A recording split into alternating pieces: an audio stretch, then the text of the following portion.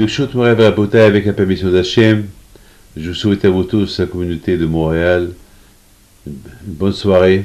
Vous êtes tous réunis autour de vos rabbanim pour venir en aide à l'association Bet Youssef. Léon Bitton, vous faites ça bénévole, comme chaque année, vous et votre comité. J'aurais bien voulu être avec vous parmi vous, mais malheureusement, c'est un peu dur pour moi ces derniers temps. Et je souhaite et je prie Hachem, que Hachem vous aide dans cette œuvre-là de récolter des fonds pour venir aux nécessiteux. Et vous savez une chose, qu'à Pessah, la fête de Pessah, c'est de sentir être Belhorin, un homme libre.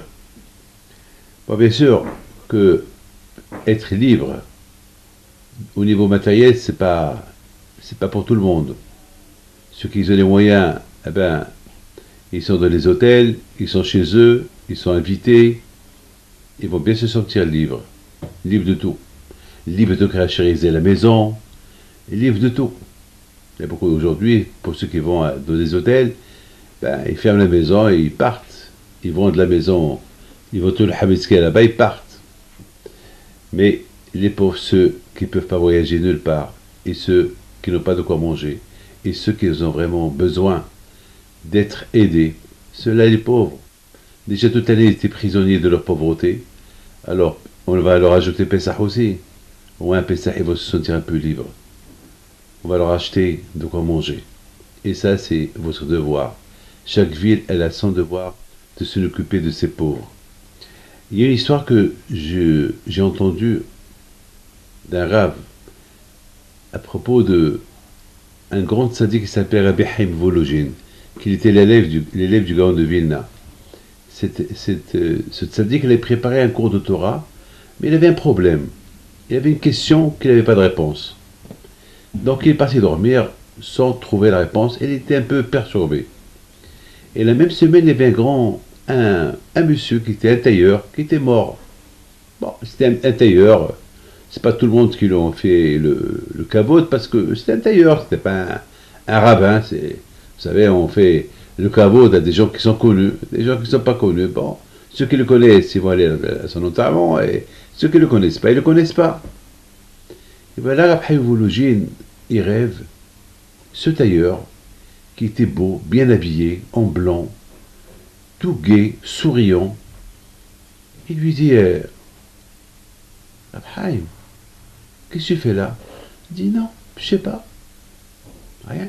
Et toi, qu'est-ce que tu fais là? Je vois que on dirait que tu es un tzaddik, tu es habillé comme un tzaddik.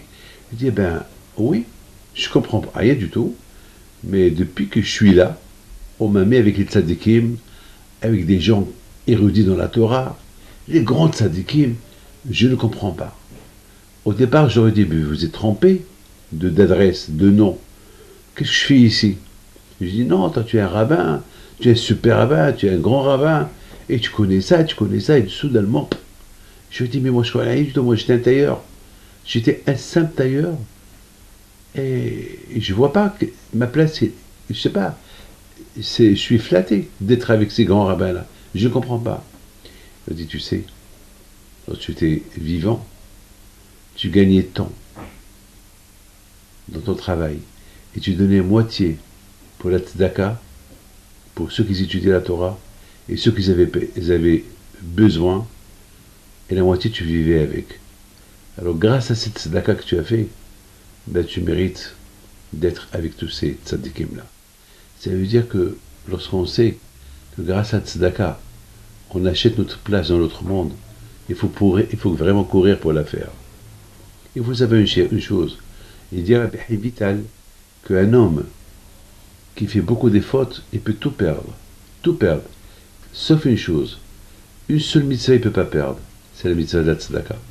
La mitzvah de la tzedaka, elle reste toujours. Même s'il perd ses mitzvot, cette mitzvah, elle ne la perd pas. Comme il dit David Ameler, Vitzitkato Ormedet Laad. La tzedaka, elle reste toujours debout, éternelle. Parce que la tzedaka, c'est un investissement. Vous savez, ma femme, elle reçoit une lettre la semaine dernière comme quoi elle a un compte en banque à Lyon.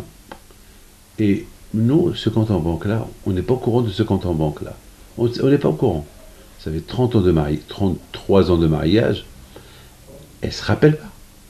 Et finalement, elle a appelé la banque, et la banque elle lui dit, ben oui, vous avez 1000 euros, 1200, 1300 euros. Ma femme ne se rappelle pas. Elle dit d'où? Eh ben, il faut lui dire, il y a 33, 34 ans, vous avez ouvert un compte et vous avez mis à l'époque 2, 3 dollars, 4 dollars ou 10 dollars. Et ces 10 dollars, il y a 33 ans, ils sont devenus aujourd'hui un peu plus de 1200 euros. Ou 1000 euros, je ne peux pas vous dire. Ça veut dire que la tzedaka, elle fait toujours des fruits. Des fruits, des fruits, des fruits, des fruits, des fruits. Eh ben, j'ai dit à ma femme, dommage, tu n'as pas mis 1000 euros. Dommage. Dommage. Vous vous rendez compte? On fait mitzvah de tzedaka, on oublie ce qu'on a fait il y a 30 ans, et cette tzedaka, elle continue. Elle fait des fruits.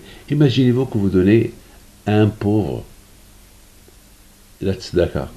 Ce pauvre avec votre tzedaka, il va vivre. Il va faire vivre ses enfants.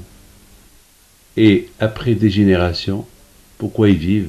Eh bien, ils vivent grâce à la tzedaka que vous avez donnée, que vos aïeuls ont donné à ses grands-parents. Donc la tzedaka, elle continue tout le temps.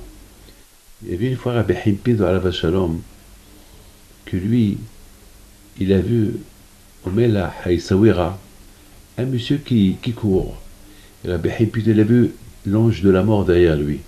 Il a senti que ce monsieur-là, il devait mourir. Rabbi Himpid lui dit, non à la tzedaka. Fais une tzedaka tout de suite. Et l'autre lui dit, non, non, non, j'ai déjà donné à Rabbi, et je te donne plus tard. Et Rabbi Himpid lui dit, plus tard, ça peut être trop tard. Je te conseille, donne-moi maintenant. Il n'a pas voulu. Il est parti. En partant, malheureusement, il est mort. Ce monsieur est arrivé à Chelal, mais il est mort. Et puis, ses élèves, ils ont dit, et Rabbi Hippie, d'autre temps, il a envoyé avec quelqu'un derrière lui pour lui faire Kriyat Shema lorsqu'il meurt. Alors, il a dit, Rabbi Hippie, quand tu es prophète, tu sais ce qui va se passer. Il lui a dit, non, je ne suis pas un prophète. Mais j'ai voulu lui sauver la vie. Je l'ai supplié pour qu'il fasse la tzedaka. Parce que tzedaka, tatzimemavet. Lorsqu'on fait la tzedaka, ça protège de la mort. Mais il n'a pas voulu m'écouter. Je ne peux rien faire, je ne peux pas lui dire, il y a le malach hamavet derrière toi, je n'ai pas le droit de dévoiler le secret. Mais je voulais lui éviter. Qui sait aujourd'hui, en faisant la tzedaka, à ces œuvres-là de Beth Yosef, combien des gens ils vont vivre, ils vont manger, ils vont faire des brachot avec cet argent? Combien ça peut vous aider dans l'avenir? Vous savez que la tzedaka, elle prépare un avenir. On ne sait pas c'est quoi notre avenir, mais en faisant la tzedaka, elle embellit l'avenir.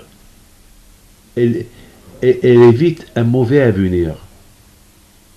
À Pessah, on doit se sentir tous des gens libres.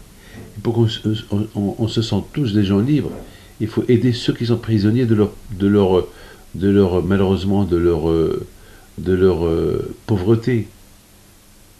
Si, mes amis, je vais être bref, je voudrais simplement vous bénir et vous dire Hazak pour ce que vous faites à vos pauvres.